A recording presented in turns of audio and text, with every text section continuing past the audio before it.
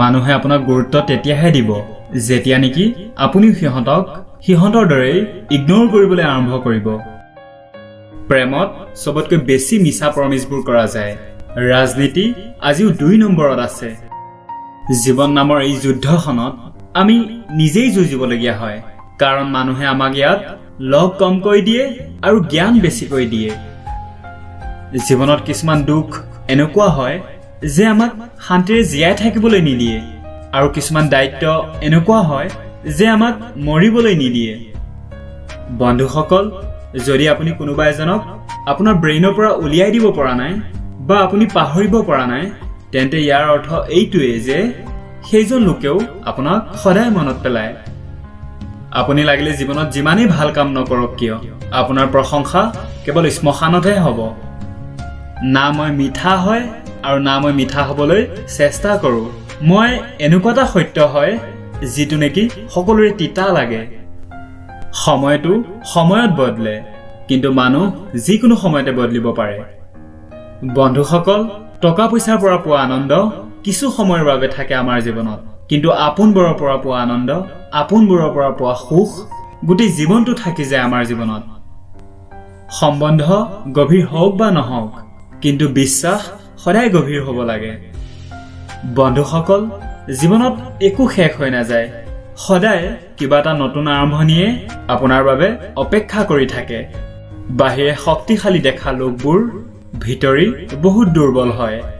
কান্দিবা সেইজনৰ আগতেই যিজনে তোমাৰ চকু পানীৰ আঁৰত থকা কষ্টখিনিক বুজি পায়।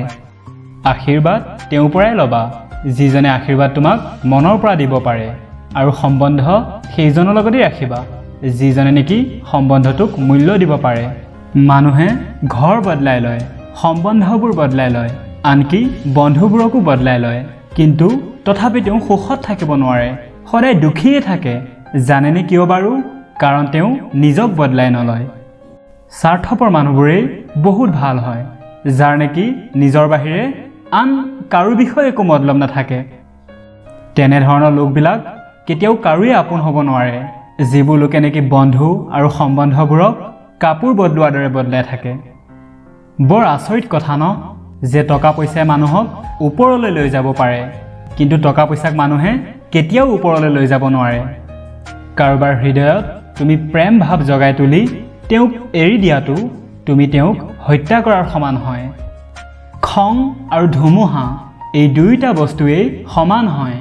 যেতিয়া ই শান্ত হয় তেতিয়াহে গম পোৱা যায় যে আমাৰ লোকচান কিমান হ'ল। মোৰ এই হৃদয়খন গোটেই ৰাতিটো জ্বলি থাকিল তেওঁক মনত পেলাই পেলাই। বুজি পোৱা নাই যে কষ্ট প্ৰেম কৰাৰ বাবে পাইছোঁ নে মনত পেলাই থকাৰ বাবে পাইছোঁ। মনৰ চিন্তাবোৰ যদি ধুনীয়া হয় তেন্তে এই গোটেই পৃথিৱীখনেই ধুনীয়া দেখা পোৱা যায়।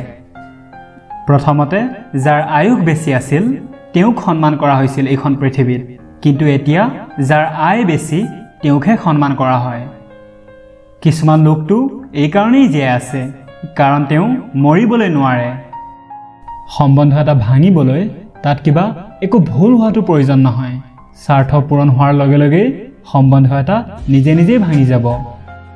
জীৱনত ওপৰলৈ সেইজনেই যাব পাৰে যিজনে নেকি প্ৰতিশোধৰ সলনি পৰিৱৰ্তনৰ চিন্তা ৰাখে মনত।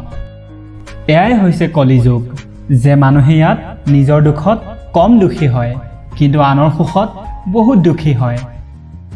বন্ধুসকল, সময়ৰ সৈতে পৰিৱৰ্তন হোৱাটো বহুত জৰুৰী, কাৰণ সময় আমাক বদলিবলৈ শিকায়, ৰখিবলৈ নহয়। যেতিয়া কোনোবা এজন লোকে তেওঁৰ কোনোবা আপোনৰ পৰা ধোকা খায়, তেতিয়া তেওঁ কাৰোবাক বিশ্বাস কৰাৰ আগতে 1000 বাৰ ভাবি ল'বলৈ আৰম্ভ কৰে।